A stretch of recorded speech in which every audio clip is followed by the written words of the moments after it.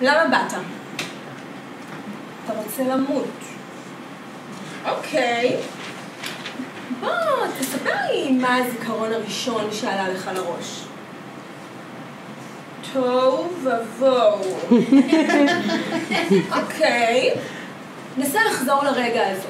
יש לנו תוהו ובוהו, חושך על פני תהום. איך אתה מרגיש עם זה?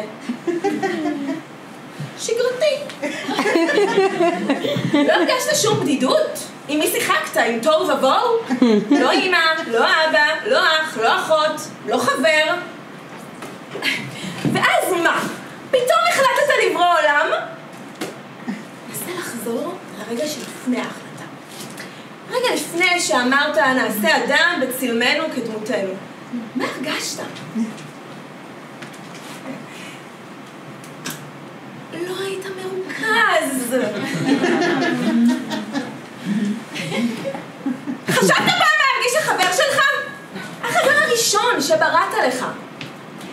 בוא תנסה לחזור לנעליים של החבר החדש שלך 5 דקות אחרי שהוא נולד. דמיין רגע שאתה אדם. כמה פסוקים אחרי שנולדת והי, איזה יופי, חבר. בואי תראי היפופוטם. תוך חצי פרק אתה מואף בבעיטה מגן עדן, מושפל ומקולל לנצח. ו4 שורות לאחר מכן, מתוך 2 הילדים שלך, אחד מת והשני רוצח. התחלה יפה סידרת לו. חשבת פעם מה זה הצורך הזה שלך? מסכסך בין אחים כל הזמן?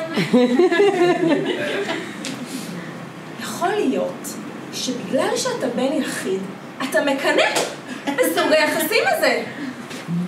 אתה יודע מה? אתה באמת זקוק לעזרה. אני חושבת שיש לך בעיה רצינית של אלימות. התרגלת לפתור כל דבר ביד חזקה ובזרוע נטויה. זה כמו גבר מכה.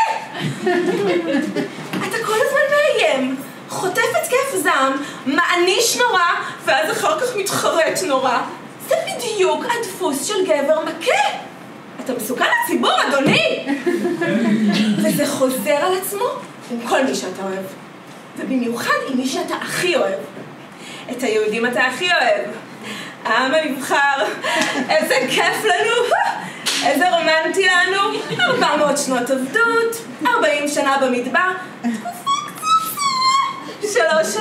עד שאתה שוב מתעצבן ושולח אותנו ל2000 שנות גלות במקומות נורא נחמדים שפינקו אותנו בפרוגרומים, אינקוויזיציות וטרילינקות. זאת אהבה. זאת ברית, נכון? אנחנו חותכים לבנים שלנו חתיכה מהזין בשבילך. ומה אנחנו מקבלים בתמורה? את כל הזין! מה? מה תעשה לי? תהפוך אותי לנציב מלח? תמטיר עליי אש וגופרית? לא מפחדת. אתה מבין? לא מפחדת ממך. מצידי תהרוג אותי הרגע. אני מצפצפת על כל החיים האלה. קדימה! תהרוס, תנתץ, תחריב, תשמיד כבר את הפח זבל הזה שבראת! אני לא מפחדת! יפה! אתה מצליח להפק את הכעס שלך. זאת התקדמות.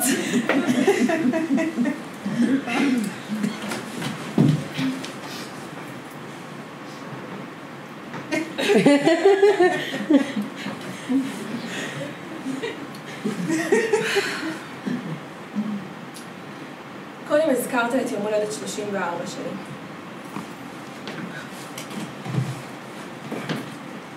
תכננתי להרוג את הילד שלי ולהתאבד, ולא עשיתי את זה. דיברתי איתך, אמרתי לך דברים איומים, קראתי לך היטלר, פסיכופת, סדיסט, מפלצת. אני מצטערת. חיפשתי את מי להאשים והיחיד שהיה שם. אבל פתאום הרגשתי שאכפת לך. אל תענה. זה בכלל לא משנה אם זה נכון, אם באמת היית או לא היית. מאותו הרגע אני התייחסתי לילד הזה כמו אל מתנה. למרות שהוא לא מדבר. ולעולם אני לא אשמע אותו אומר אמא, כל מילה אחרת. אבל הוא נותן לי דברים שאני לא יודעת אם הייתי מקבלת מילד רגיל, אתה מבין? כשהוא מנגן לי, או מחבק אותי, זה שווה לי יותר מ1,000 מילים. אתה יודע? פתאום אני חושבת על זה, שבעצם אף פעם, בכל אלפי השנים שאתה קיים, אף פעם לא חיבוקו אותך. חיבוק.